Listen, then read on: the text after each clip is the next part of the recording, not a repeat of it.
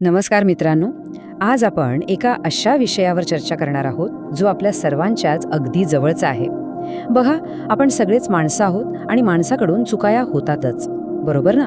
कधी कधी आपण रस्ता भरकटतो आणि मग काय होतं, मनात अपराधीपणाची एक भावना, ज्याला आपण गिल्ट म्हणतो, ती अगदी पक्की घर करून बसते. हे अपराधीपणाचं ओझं आपण पाठीवर घेऊन फिरतो, अगदी एखाद्या जड बॅगेसारखं. ही भावना आपल्याला आतल्या आत खात असते आणि हळूहळू एकाकीपणाकडे ढकलत असते. आणि मग त्या जड ओझ्यासोबत आपल्या मनात एक खूप स्वाभाविक आणि थोडासा भीतीदायक प्रश्न उभा राहतो. आपल्याला वाटतं, अरे रे, माझ्याकडून एवढी मोठी चूक झाली आहे, आता देव मला खरोखर स्वीकारेल का? ही नाकारले जाण्याची, रिजेक्ट होण्याची भीती आपल्या सर्वांनाच कधी ना कधी वाटतेच. पण मित्रांनो, बायबलमध्ये उधळ्या पुत्राची जी गोष्ट सांगितली आहे ना, ती आपल्याला या अंधारातून बाहेर काढणारी एक अतिशय सुंदर आणि दिलासा देणारी दिशा दाखवते. चला तर मग यावर जरा सविस्तर बोलूया. तर सर्वात आधी आपण समजून घेऊया अपराधीपणा आणि मनाचे परिवर्तन यातला नेमका फरक. खरा पश्चाताप म्हणजे नक्की काय असतं, चला बघूया. हा फरक समजून घेणं खरंच खूप गरजेचं आहे. एकीकडे असतो तो निव्वळ अपराधीपणा, जो आपल्याला फक्त अंधारात ढकलतो आणि सतत स्वतःला दोष द्यायला, स्वतःला कोसण्यास भाग पाडतो. पण ख्रिस्ती परंपरेत याला छेद देणारी एक अतिशय सुंदर आणि सखोल संकल्पना आहे, मेटॅनोया, म्हणजे मनाचं संपूर्ण परिवर्तन. हे म्हणजे स्वतःच्या दुःखात आणि रडण्यात अडकून पडण्यापेक्षा जगाच्या मोहाकडून आपली नजर हटवून पुन्हा एकदा थेट देवाच्या दयेवर आणि क्षमेवर पूर्ण विश्वास ठेवणं. हाच तो खरा पश्चाताप. आता आपण वळूया उधळ्या पुत्राच्या त्या अतिशय प्रसिद्ध दाखल्याकडे. उधळ्या पुत्राला जेव्हा आपली चूक उमजली, तेव्हा तो आपलं सर्वस्व गमावून घरी परतला. आता एक विचार करा, त्याच्या वडिलांना, जे इथे देवाचं प्रतीक आहेत, त्यांना हे सगळं आधीच माहीत होतं की नाही? नक्कीच होतं, कारण देव तर अंतर्यामी आहे. तरीही ते वडील अत्यंत संयमाने, खूप प्रेमाने आपल्या मुलाची वाट पाहत होते की माझा मुलगा स्वतःहून कधी एकदा बोलतोय. आणि मग तो क्षण येतो जेव्हा त्या मुलाने तोंड उघडून आपली चूक कबूल केली. ते अत्यंत कठीण असलेले शब्द उच्चारले, बाबा, मी चुकलो.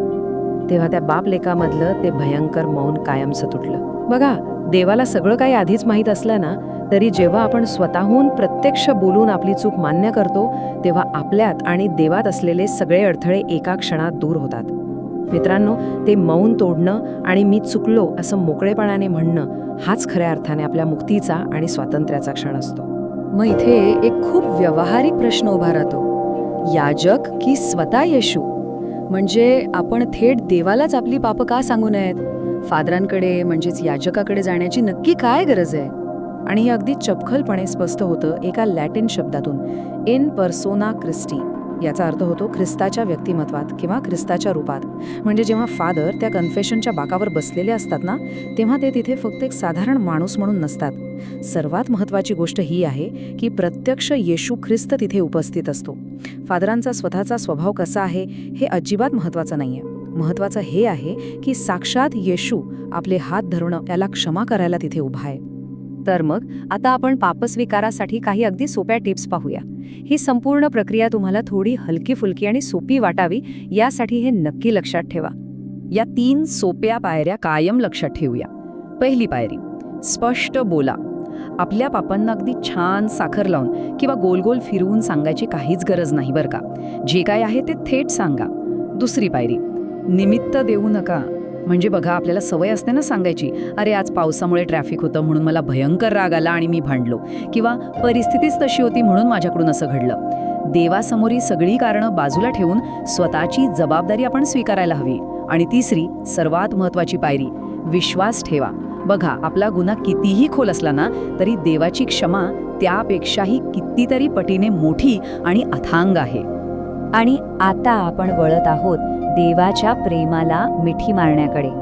आपण आता या प्रक्रियेच्या खऱ्या भावनेपर्यंत पोचलो आहोत, जिथे सगळे नियम मागे पडतात आणि फक्त प्रेम उरतं. पापस्वीकार किंवा कन्फेशन हे केवळ एखादं धार्मिक कर्मकांड नाहीये मित्रांनो. ते देवाच्या अफाट प्रेमाला मिठी मारण्याचे एक थेट माध्यम आहे.